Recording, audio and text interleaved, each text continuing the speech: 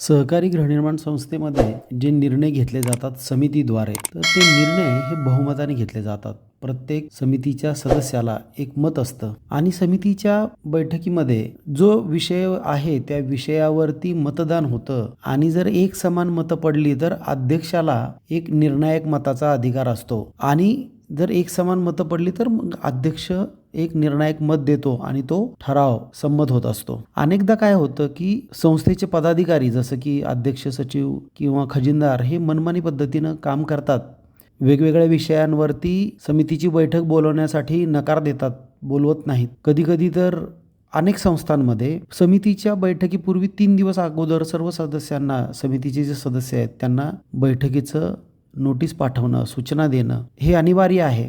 उपविधीतील तरतुदीनुसार ते आवश्यक आहे. असं असताना सुद्धा समितीच्या बैठकीचे नोटीस काढले जात नाहीत. अशा अनेक तक्रारी असतात. शिवाय बैठकीमध्ये पदाधिकारी मनमानी करतात. कधी-कधी समितीचे सदस्य काही विषय ठरवतात आणि ते अध्यक्ष सचिवांना सांगितले तरी ते बैठकीमध्ये त्यावर चर्चा घेतली जात नाही. अशा वेळी सहकारी गृहनिर्माण संस्थांचे जे उपविधी आहेत त्याच्यामध्ये एक खूप छान तरतूद आहे आणि ती म्हणजे जर समितीच्या 1/3 सदस्यांनी मागणी केली की या विषयांवरती आपल्याला समितीची खास सभा बोलवायची आहे, बैठक बोलवायची आहे आणि त्यामध्ये चर्चा करून तो विषय मार्गी लावायचा आहे. समितीच्या 1/3 सदस्यांनी अशी मागणी केल्यानंतर समितीची बैठक बोलवणं, तेही 7 दिवसात, मागणी केल्यापासून 7 दिवसामध्ये अशी समितीची बैठक बोलावणं हे अनिवार्य आहे. जर समिती सदस्यांनी 1/3 समिती सदस्यांनी मागणी करून सुद्धा सचिवांनी अशी बैठक बोलावली नाही तर अध्यक्ष अशी नोटीस काढू शकतात आणि ती बैठक आयोजित करू शकतात. आणि जर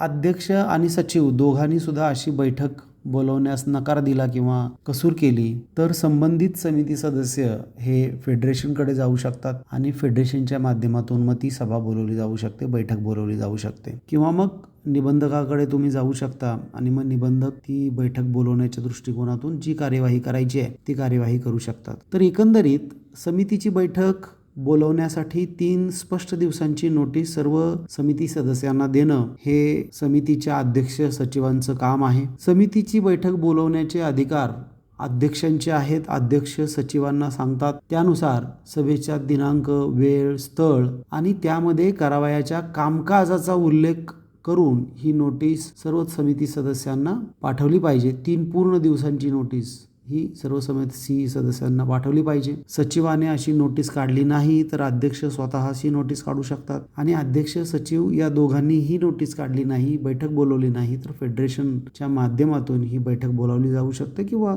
मग जे पीडित सदस्य आहेत समितीचे ते निबंधकाकडे तक्रार करू शकतात. धन्यवाद.